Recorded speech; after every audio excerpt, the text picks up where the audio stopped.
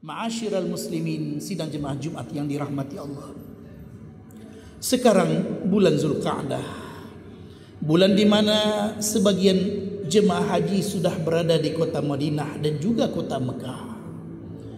Bulan di mana batas antara Syawal dengan Zulhijjah.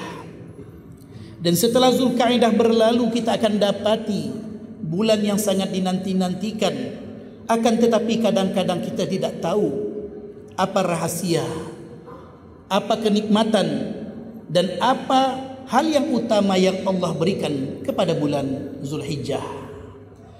Sekitar 12 atau 13 hari lagi kita akan memasuki bulan Zulhijjah. Biasanya kalau masuk bulan Ramadan, maka para khatib dan para penceramah biasanya akan mengingatkan kita tentang keutamaan bulan Ramadan. Bahkan berkali-kali diingatkan. Akan tetapi ketika masuk bulan Syawal, mungkin tidak banyak yang mengingatkan kita tentang bulan Syawal. Padahal di kalangan ulama, manakah yang lebih utama 10 awal Zulhijjah atau 10 akhir Ramadan? Sebagian ulama berbeda pendapat. Jangankan tentang Ramadan 30 hari, 10 akhir yang mempunyai keutamaan, para ulama berbeda pendapat. Manakah yang lebih utama, 10 akhir Ramadan ataupun 10 awal Zulhijjah? Kenapa? Karena hadis yang kita bacakan di awal tadi, hadis yang diriwayatkan oleh Imam At-Tirmidzi atau At-Turmudzi dalam kitab sunannya. Ma min ayyamin al-amalu salihu fiha ahabbu 'indallahi min hadhihi al-ayyam, yakni ayyam al-'ashr. Tidak ada hari-hari yang dilewati yang amal soleh di dalamnya lebih utama dibandingkan dengan 10 awal Zulhijjah. Qalu wala jihadu fi sabilillah ya Rasulullah. Para sahabat kemudian bertanya, apakah keutamaan 10 awal Zulhijjah juga tidak kalah dengan jihad fi sabilillah ya Rasulullah? Maka kemudian Rasul mengatakan wala jihadu fi sabilillah. Keutamaan jihad fi sabilillah tidak mengalahkan 10 awal Zulhijjah, kecuali seseorang yang keluar dengan hartanya dan dirinya lalu kemudian tidak kembali apa-apa kepada keluarganya, artinya mati syahid. Ternyata yang bisa mengalahkan keutamaan 10 awal Zulhijjah adalah ketika seseorang meninggal dalam keadaan syahid di jalan Allah Subhanahu wa taala. Disinilah para ulama kemudian membandingkannya dengan keutamaan 10 akhir Ramadan. Walaupun sebagian mengatakan yang lebih utama adalah 10 akhir Ramadan, sebagian lagi mengatakan 10 awal Zulhijjah yang lebih utama, dan sebagian lagi mengatakan siangnya yang lebih utama adalah 10 awal Zulhijjah, sedangkan malamnya yang lebih utama adalah 10 akhir Ramadan. Akan tetapi ini menunjukkan kemuliaan awal Zulhijjah. Jangan sampai dia berlalu begitu saja tanpa ada amal-amal terbaik yang kita lakukan. Karena hadis ini menunjukkan keutamaan yang begitu besar di 10 awal Zulhijjah. Ma'asyiral muslimin, sidang jemaah Jumat yang dirahmati Allah. Kalau bicara tentang al-amalus salih, maka semua amal saleh masuk dalam kaidah hadis ini. Mau puasanya, sedekahnya, salat malamnya, ibadah sunat lainnya, salat sunat lainnya, atau puasa sunat lainnya, maka masuk dalam keutamaan al-amalus salih. Betul tidak ada hadis tentang keutamaan 1 Zulhijjah sampai 8 Zulhijjah.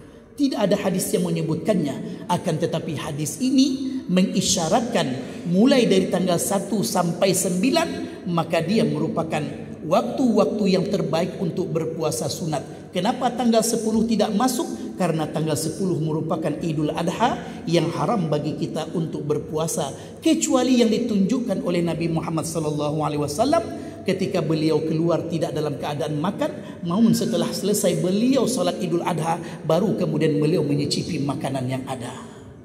Ma'asyiral muslimin, sidang jemaah Jumat yang dirahmati Allah. Kalau timbul pertanyaan, kenapa pada diri sebagian kita merespon hadis-hadis seperti ini seakan-akan sesuatu yang biasa? Biasanya karena ada beberapa poin. Yang pertama, kita tidak terlalu menganggap penting apa-apa yang disampaikan oleh Rasulullah SAW, sehingga dia terdengar begitu biasa saja. Cobalah bandingkan bagaimana cara kita merespon kalau seandainya ada kenaikan gaji yang diberikan ada kenaikan pangkat yang diberikan, lihatlah respon kita. Karena perbedaannya bukan tentang informasi, karena sesuatu yang dalam hatilah yang membedakan respon kita. Lihatlah bagaimana respon-respon ketika pegawai-pegawai diumumkan tentang kenaikan gajinya. Maka lihatlah responnya. Maka itu tidak akan sebanding dengan bagaimana pahala-pahala dijanjikan kepada kita. Yang membedakan adalah bagaimana itu letaknya di hati kita. Kalau sesuatu itu penting, maka biasanya kita akan memberikan waktu yang terbaik. Lihatlah dalam kehidupan ini, kalau bagi kita atau sebagian kita anak merupakan sesuatu yang penting, informasi apapun tentang anak pasti kita akan berusaha dapatkan, dan pasti kita akan cepat responnya karena sayang dan cinta kepada anak. Kalau begitu juga dengan kerja-kerja kita, kalau seandainya hati ini punya tautan yang lebih kuat tentang kerja-kerja kita, sedikit apapun informasi tentang kerja, maka biasanya respon kita juga sangatlah kuat. Maka yang membedakan biasanya adalah bagaimana sesuatu itu letaknya di hati kita. Kalaulah hadis-hadis Nabi tidak mempunyai pengaruh dalam diri kita, mungkin pertanyaan pertamanya, apakah kita menganggap penting informasi yang disampaikan oleh Rasulullah SAW ataukah tidak? Dan yang kedua berkaitan dengan obsesi diri. Kalau seandainya kita mempunyai obsesi yang tinggi, ingin rumah yang bagus yang akan kita bangun, maka biasanya kita punya perencanaan kapankah rumah itu akan kita bangun dan berapa tahunkah kita mengumpulkan dana untuk rumah tersebut. Sedikit demi sedikit mungkin kita kumpulkan gaji-gaji kita. Atau lebih daripada itu ada obsesi lain yang ada dalam diri kita. Maka lihatlah bagaimana ketika obsesi itu hadir dalam kehidupan kita, maka biasanya ada respon langsung dalam aplikasinya. Maka mungkin yang kedua menjadi penyebabnya, kalau seandainya ayat-ayat Al-Quran yang bercerita tentang keutamaan amal-amal tertentu, ataupun hadis-hadis yang menceritakan tentang keutamaan amal-amal tertentu, lalu tidak ada bekasnya dalam diri kita, khawatirnya kita tidak pernah punya obsesi tinggi untuk akhirat-akhirat kita.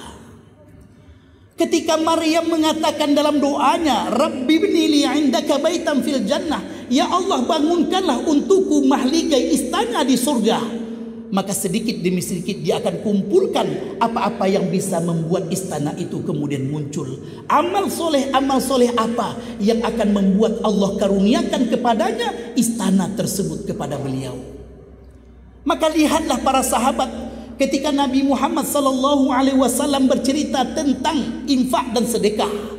Sebagian mereka mengeluarkan infak sedekah terbaiknya sebagaimana Utsman langsung menginfakkan 1000 ekor onta lengkap dengan isi di atas onta tersebut bagi pasukan perang yang ada. Kalaulah harga onta sekarang ini 30 sampai 40 juta, kalilah 1000, 30 miliar sampai 40 miliar yang dikeluarkan oleh Utsman bin Affan menyikapi apa yang disebutkan oleh Nabi Muhammad SAW tentang keutamaan sedekah. Namun apakah sampai begitu saja? Ternyata sahabat lain juga berinfak. Namun Allah abadikan 7 orang sahabat yang dikenal dalam sejarah sebagai Al-Bakkaun. Orang-orang yang menangis, 7 orang sahabat yang menangis, yang mereka tidak mampu berinfak padahal mereka ingin untuk berinfak. Beda dengan kita. Ketika harta kita miliki, ketika kekayaan kita miliki, lalu kita memberikan sebagian seakan-akan sesuatu yang biasa. Bahkan kalau tidak kita berikan, kita anggap sebagai angin lalu saja. Akan tetapi 7 orang sahabat ini ingin sekali berinfak, tapi mereka adalah fakir. Golongan-golongan fuqara di kalangan sahabat yang tidak mempunyai apapun juga. Sahabat-sahabat yang miskin masih berinfak dengan sebutir korma yang dicemehkan oleh orang-orang munafik pada waktu itu, sebagaimana gambarannya dalam surat At-Taubah. Namun 7 orang ini tidak punya apa-apa. Apa yang keluar? Air mata mereka yang mengalir mengadu kepada Allah. Mereka ingin berbuat, mereka ingin bersedekah, mereka ingin berinfak, tapi mereka tidak punya apa-apa. Lalu mengalirlah air mata yang menjadi saksi di hadapan Allah. Mereka ingin berbuat baik yang terbaik, namun keadaanlah yang menghalangi mereka untuk melakukan tersebut. Maka jangan sampai ini yang hilang dalam kehidupan kita. Maka jangan sampai semangat untuk berbuat kebaikan, semangat untuk menambah pundi-pundi amal yang hilang dalam kehidupan kita. Jangan sampai hanya hidup untuk dunia kita saja. Apa maksudnya? Kalau seandainya ada orang yang membuat sesuatu yang membuat kita marah, lalu kita marah, maka itu kita berhadapan dengan dunia kita pada saat itu. Namun Allah ingatkan melalui Rasulnya bahwasanya memberi maaf jauh lebih utama. Maka lihatlah para sahabat ketika Abu Dzar Al-Ghifari menghina Bilal bin Rabah pada waktu itu dengan ungkapan ya ibna sauda, wahai anak yang warna kulitnya hitam, ditegur oleh Rasulullah sallallahu alaihi wasallam, innaka mru'un fika jahiliyah, sesungguhnya engkau seseorang yang masih memiliki sifat-sifat jahiliyah. Apa yang dilakukan oleh Abu Dzar? Dia tidak menginginkan kehinaan di akhirat. Dia siap untuk mengalahkan ego-egonya, diletakkan pipinya di bawah tanah, lalu kemudian diminta Bilal untuk meletakkan kakinya di pipi yang lainnya, karena dia tidak ingin hina di akhirat. Akan tetapi biarlah dia kurang dalam pandangan manusia dalam kehidupan dunianya. Maka kalaulah ada kemarahan kita yang mungkin bisa kita lampiaskan, namun kita ingin ada pundi-pundi akhirat dari amal-amal kita, maka tahanlah kemarahan tersebut sebagai bentuk keinginan kita agar Allah berikan balasan nanti di akhirat saja. Di dunia kita tidak mau dibalas, akan tetapi balasan akhirat yang jauh kita inginkan dalam kehidupan ini. Begitu juga dalam rumah tangga. Sebagai seorang suami, kita bisa berlaku apapun kepada istri yang lemah, seorang wanita yang mungkin dari sisi penghasilannya tidak ada apa-apanya, akan tetapi kita yang bekerja bisa melakukan apa saja. Tapi ingatlah, apapun yang kita lakukan kepada istri, apapun yang kita lakukan kepada anak, Allah akan meminta pertanggungjawabannya di hadapan kita nanti kelak di hari kiamat. Maka inilah ungkapan indah Rasulullah sallallahu alaihi wasallam kepada kita bersama. Khairukum khairukum li ahlihi wa ana khairukum li ahli. Orang yang terbaik di antara kalian adalah orang yang paling baik kepada keluarganya, dan aku adalah orang yang paling baik kepada keluargaku. Cukuplah Allah yang menjadi saksi, kita adalah suami-suami terbaik di hadapan istri-istri kita. Jangan sampai hanya Facebook yang menjadi saksi, kita adalah suami-suami handal untuk istri-istri kita. Kita adalah ayah-ayah terbaik untuk anak-anak kita. Akan tetapi dalam realitanya kita sibuk dengan handphone kita, kita sibuk dengan pekerjaan kita, lalu kita lupakan orang-orang yang kita sayang yang ada di sekeliling kita. Maka mulailah untuk menjadikan Allah sebagai saksi dari perbuatan-perbuatan baik kita, sebab yang kita inginkan adalah balasan di akhirat, bukan hanya sekedar balasan di dunia. Fa'tabiru ya ulil absar la'allakum turhamun.